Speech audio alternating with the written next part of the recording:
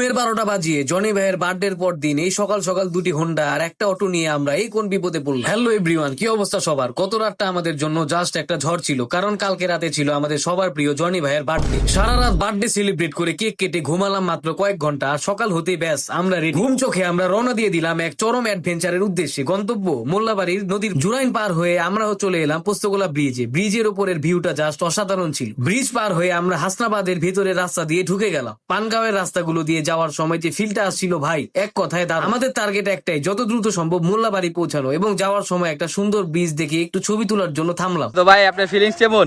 অনেক সুন্দর। তো আমরা আজকে কোথায় যাচ্ছি গোসল করতে? আজকে আমরা মোল্লাবাজার যাচ্ছি। তো এই যে আমাদের আরেকটা গ্রুপ এসে পড়েছে। ভাই আপনার ফিলিংস কেমন গাড়ি চালানো? সেই ফিলিং সেই যে চালাবে ওই বুঝবো। তো সবাই একটু এখানে ব্রেক নিছি তো রেস্ট নেওয়ার জন্য। তো এই যে আমাদের সাথে আমাদের হোল গ্রুপটা একসাথে। তো এই আমাদের সাথে আরেকটি ভাই অ্যাড হয়েছে। তো সবাই মিলে আজকে এনজয় হবে ভাই। ওই ভাই হ্যাঁ গোলে যা, হ্যাঁ গোল ছয় জান গাদি। ওই ভাই আপনি গাদি ছয় জায়গা।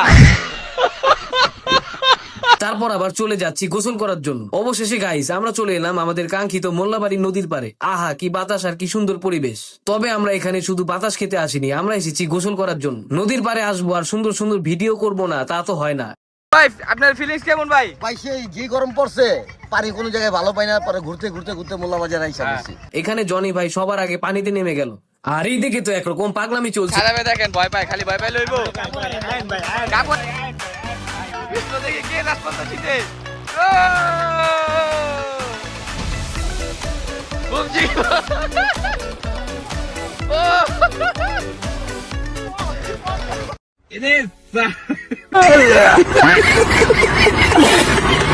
দেখতে দেখতে সবাই পানিতে নেমে গেলাম গোসল করার জন্য। জনি ভাই তো পুরো ক্রিয়েটিভ মোডে চলে গিয়েছিল। আমরা সবাই পানিতে মন মতো গোসল করলাম, কিন্তু সবার মেইন আকর্ষণ জনি ভাইয়ের ক্রিয়েটিভিটির দিকে।